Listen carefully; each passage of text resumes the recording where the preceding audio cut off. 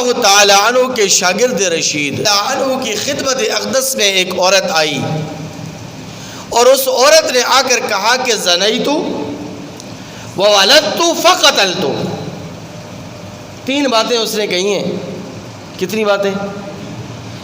میں نے زنا کیا ہے، بدکاری میں نے کی ہے، اور اس کے نتیجے میں بچہ پیدا ہو گیا، اور پھر میں نے اس بچے کو قتل بھی کر دیا ہے.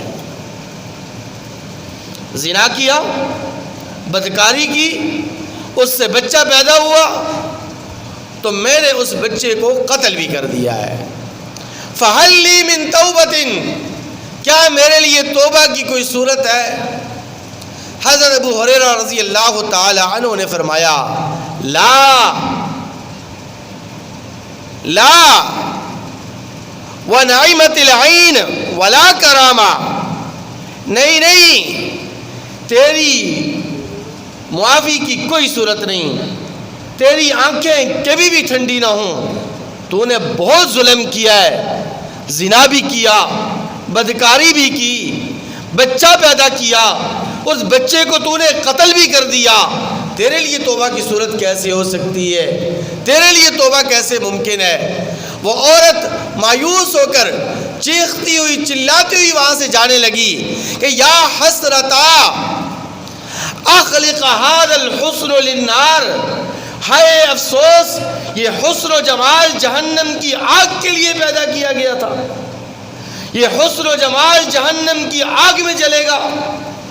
حضرت ابو ہریرہ رضی اللہ تعالیٰ عنہ نبی کریم صلی اللہ علیہ وسلم کی خدمت اقدس میں حاضر ہوئے اور حاضر ہو کر واقعہ عرض کیا تو نبی کریم صلی اللہ علیہ وسلم نے فرمایا ہریرہ تو نے بہت غلط کیا، تو نے اس عورت کو اس طرح نہیں جانے دینا چاہیے تھا. کیا تو نے قرآن مجید کی آیت نہیں پڑھی الا من تاب وآمن وعمل عملا صالحا فاولئک یبدل اللہ سیئاتہم حسنات، کہ جو آدمی سچے دل سے توبہ کرتا ہے اور وہ توبہ کو اکمل درجے تک پہنچا دیتا ہے تو اللہ تبارک و تعالی نہ صرف یہ کہ اس کے گناہوں کو معاف فرماتے ہیں بلکہ اللہ تبارک و تعالی اس کے گناہوں کو نیکیوں سے بدل دیا کرتے ہیں.